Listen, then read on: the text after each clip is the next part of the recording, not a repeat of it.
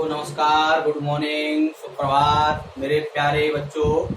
मैंने आपको पिछली वीडियो में जीवों के जनन के अंतर्गत बताया था युग्मक फर्टिलाइजेशन क्या होता है, युग्मक जनन क्या होता है और इसके अलावा भी बहुत सारी जानकारी दी थी। और जिन बच्चों ने मेरा पिछला वीडियो नहीं देखा हो वे बच्चे मेरा पिछला वीडियो देखकर उसकी जानकारी ले सकते हैं तथा आज का वीडियो मैं उसके आगे का प्रारंभ करता हूँ।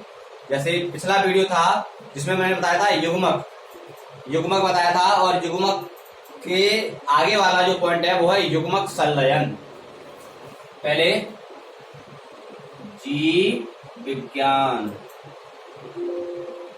उसमें पहला आपका चैप्टर का नाम था जीवों का जनन, जीवों में जनन। इसके अंतर्गत मैंने आपको बहुत सी जानकारी दी थी। आज मैं आपको उससे आगे की जानकारी देता हूं। चैप्टर वही है, उसमें कई सारे पॉइंट हैं जिसको क्लियर करना अत्यंत महत्वपूर्ण होता है। हाँ, मैं आपको एक जानकारी आज और देना चाहता हूं। जो बच्चे इस बार हाई स्कूल में पास हुए हैं उन बच्चों के लिए बहुत ही अच्छी खबर है कि जैसे पिछली वर्षों में क्या होता रहा है, जैसे कई गलतियां हो जाती हैं, मार्कशीट में गलतियां हो जाती हैं, उनके नाम में गलतियां हो जाती हैं, डेट ऑफ बर्थ में गलतियां हो जाती हैं, लेकिन अब आने वाले समय में ऐसा कुछ भी नहीं होगा।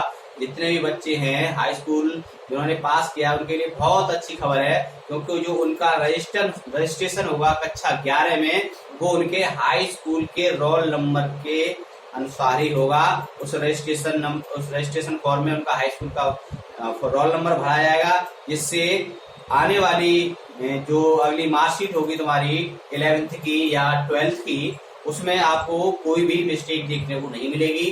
क्या हुआ करता था पिछले हाई स्कूल में उनका कोई नाम था और इंटर में जाकर उनके नाम में या उनके पापा के नाम में या उनकी मम्मी के नाम में या उनके डेट ऑफ बर्थ परिवर्तन हो जाता था, लेकिन अब ऐसा कुछ भी नहीं होगा। ये कक्षा 11 के विद्यार्थियों के लिए तथा उससे आगे की जो क्लास करने वाले हैं उनके लिए बहुत ही अच्छी बात है। इसलिए जब भी आप अपना कक्षा 11 का रजिस्ट्रेशन फॉर्म फिलअप करवाएं या करें तो अच्छी तरह से ये देख लें कि उसमें कहाँ पर कक्षा 10 का रोल नंबर भरने का जो कॉलम है वो दिया गया है, उसमें अपना कक्षा 10 का रोल नंबर भरें।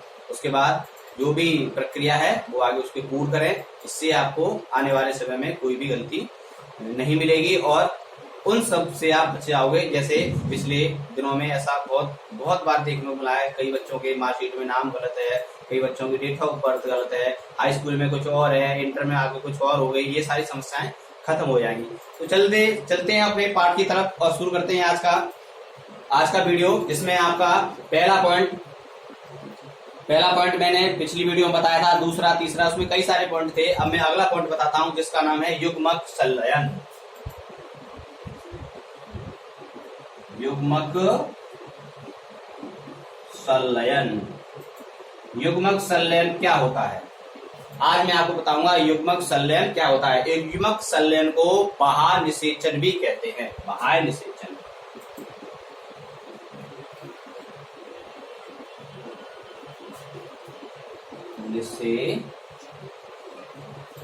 युग्मक संलयन को हम बाह्य निषेचन भी कहते हैं। यानी कि इस पॉइंट से भी आप थोड़ा बहुत अंदाजा यह लगा सकते हैं ये बाह्य निषेचन होता क्या है। बाह्य निषेचन होता क्या है, देखिए अधिकतर जलीय जीवों में, जैसे अधिकतर शैवाल, अधिकतर जलीय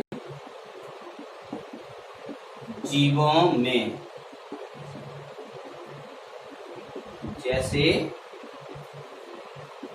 शैवाल हैं, अधिकतर जलीय जीवों में जैसे शैवाल हैं तथा मछलियां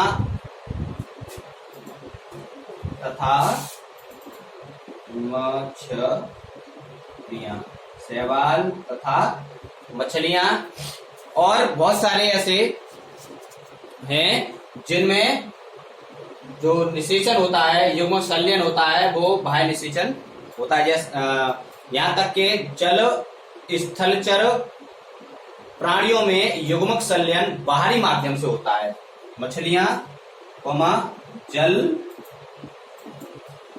स्थल चर। जल और स्थल चर, जो जल में रहते हैं उन्हें जलीय कहते हैं और जो स्थल पर रहते हैं उन्हें स्थलीय कहते हैं। यानी कि जल और स्थल चर वे प्राणी जो जल में भी रह सकते हैं और स्थल में भी रह सकते हैं, वह भी इसमें भी सम्मिलित है। प्राणियों में युग्मक संलयन,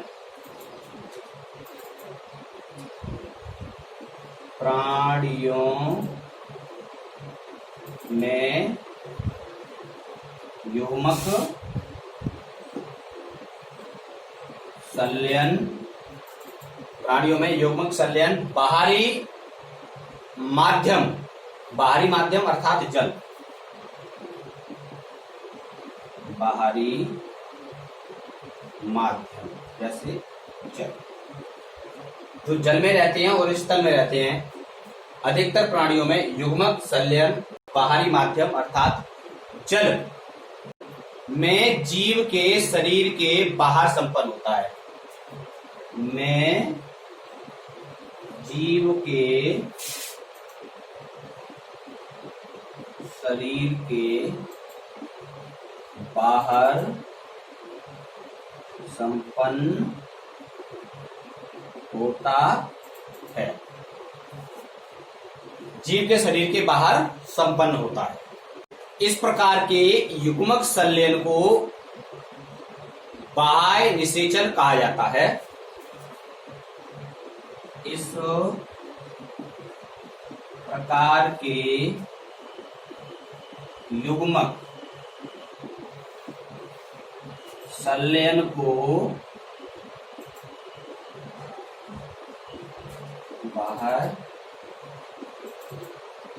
बाह्य निषेचन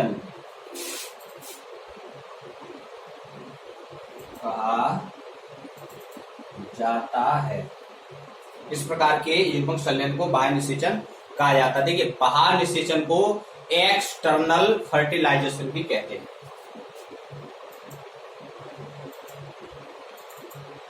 एक्सटर्नल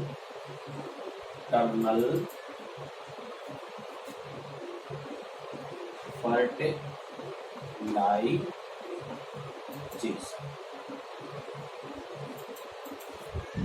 बाह्य निषेचन को एक्सटर्नल फर्टिलाइजेशन भी कहते हैं। हाँ, अब मैं आपको इसका अगला वाला जो पॉइंट है, ये था बाह्य निषेचन। अब इसका अगला वाला पॉइंट है आंतरिक निषेचन। देखिए, उसको भी समझने की कोशिश करते हैं।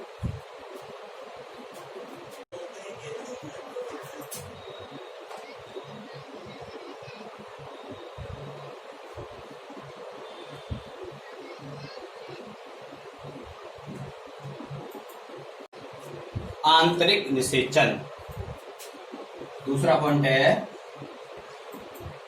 आंतरिक निषेचन।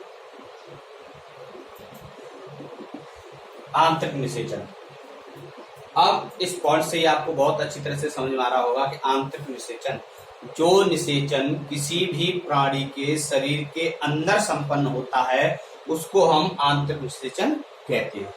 जो निषेचन प्राणी के शरीर के अंदर संपन्न होता है उस निषेचन को हम आंतरिक निषेचन कहते हैं। बहुत सारे स्थलीय जीवों में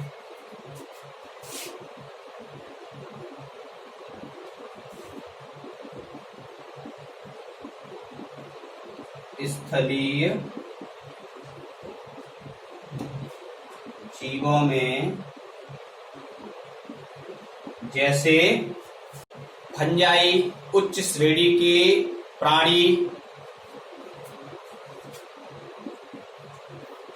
फंजाई उच्च श्रेणी के प्राणी, फंजाई उच्च श्रेणी के प्राणी जैसे सरीसृप, पक्षी तथा सरीसृप,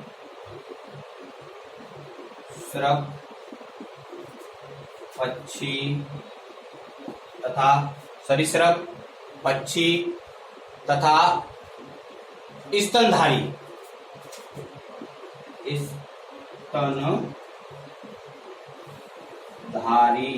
स्तनधारी तथा स्तनधारी एवं अधिकतर पादप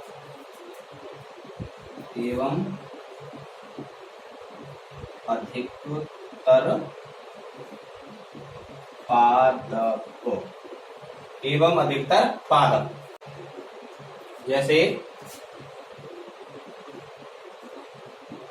टेरिडोफाइटा,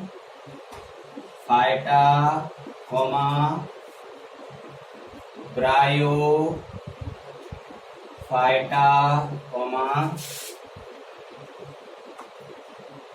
जिम्नोस्पर्म,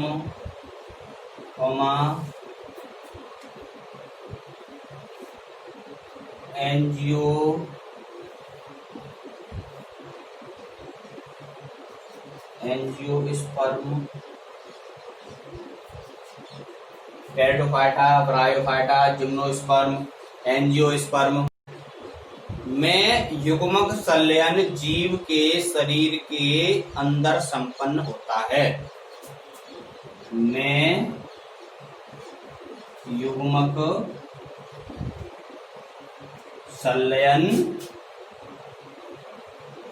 जीव के शरीर के भीतर या अंदर संपन्न होता है। जीव के शरीर के अंदर संपन्न होता है। अतः यह प्रक्रिया आंतरिक निषेचन कहलाती है। अतः यह प्रक्रिया आंतरिक निषेचन कहलाती है। अतः यह प्रक्रिया आंतरिक निषेचन कहलाती है। जिस निषेचन में जीव किसी भी प्राणी के शरीर के अंदर विकसित होता है, वह निषेचन आंतरिक निषेचन कहलाता है। आंतरिक निषेचन को इंटरनल फर्टिलाइजेशन भी कहते हैं। आंतरिक निषेचन को इंटरनल फर्टिलाइजेशन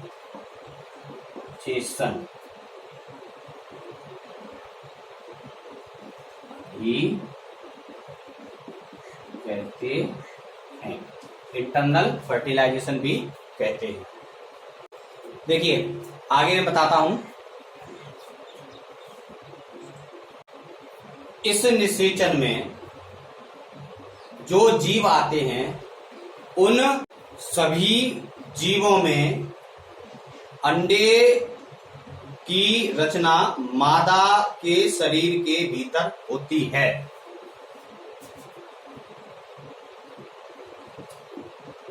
अंडे की रचना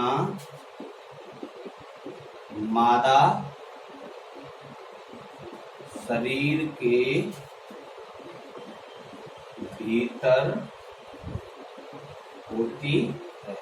इस प्रक्रिया में जितने भी जीव आते हैं, उन सभी जीवों की जो रचना होती है, वो अंडे की रचना मादा शरीर के भीतर होती है, जहां पर वह नर युग्मक से संगलित कर जाते हैं।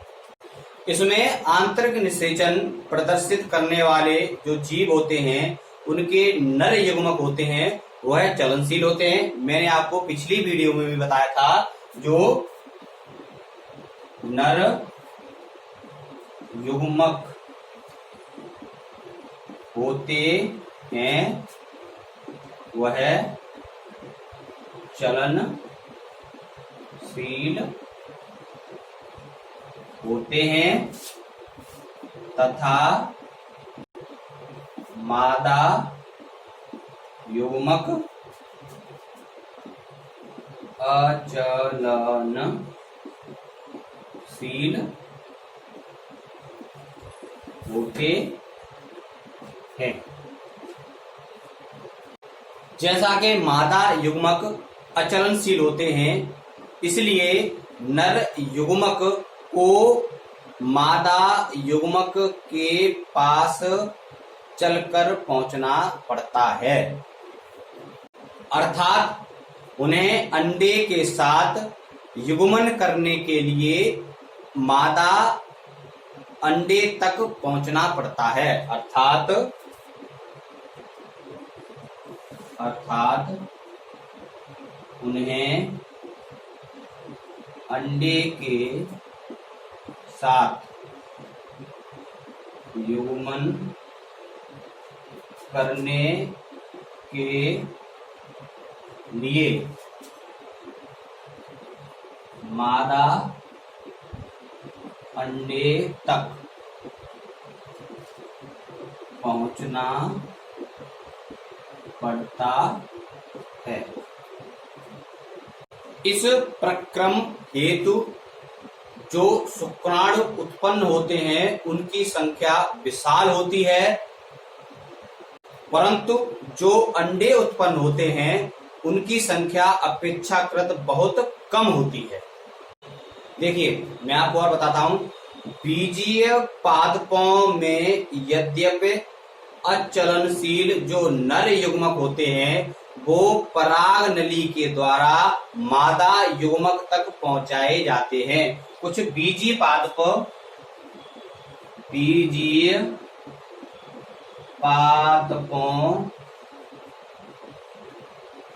में नर युग्मक जो अचलनशील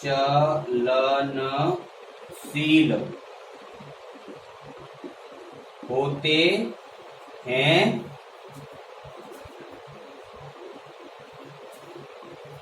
उन्हें पराग नली के द्वारा मादा युग्मक तक पहुंचाया जाता है। उन्हें पराग नली के द्वारा मादा युग्मक तक पहुंचाया जाता है। यह क्रिया कुछ बीजीय पादपों में संपन्न होती है। अब मैं आपको बताऊंगा कि युग्मक संलयन के बाद जो एक निषेचन होता है, उस निषेचन के बाद क्या क्रिया होती है उसे बोलते हैं निषेचन पश्च अभिक्रिया या निषेचन पश्च घटनाएं।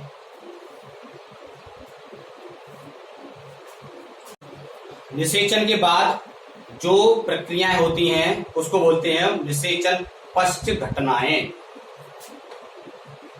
निषेचन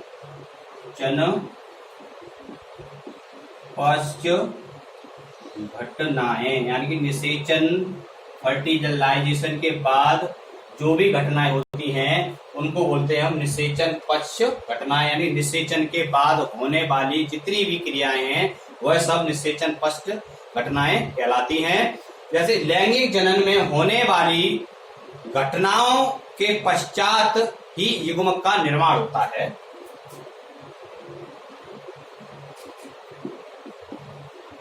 लैंगिक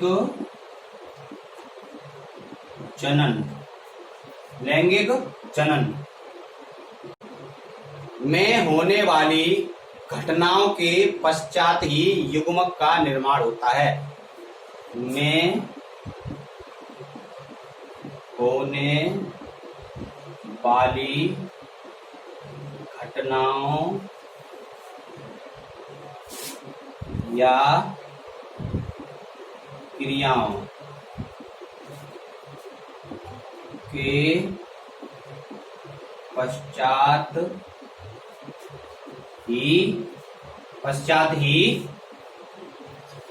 युग्मनज का निर्माण होता है। युग्मनज इसको बोलते हैं जाइगोट।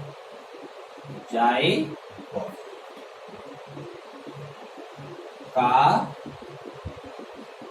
निर्माण होता है। इसी को बोलते हैं हम निषेचन पश्च घटनाएं। इसको क्या बोलते हैं? निषेचन पश्च घटनाएं। आज की वीडियो आपको बहुत पसंद आई होगी। मैं आपको इसके अगले में जो भी क्रिया हैं, जो भी आपके पॉइंट रह गए हैं, वो सब अगली वीडियो में बताऊंगा। और जिन बच्चों ने यह वीडियो नहीं देखा हो वो बच्चे इस वीडियो को देखें तथा उससे आगे वाला भी वीडियो देखें। जो भी पार्ट आप जो भी समस्याएं हों उन समस्याओं के समाधान के लिए कमेंट बॉक्स में कमेंट करें, वीडियो को लाइक करें, सब्सक्राइब करें, अधिक से अधिक वीडियो को शेयर करें और ज्यादा से ज्यादा समझने की कोशिश करें। So thank you for watching this video. धन्यवाद।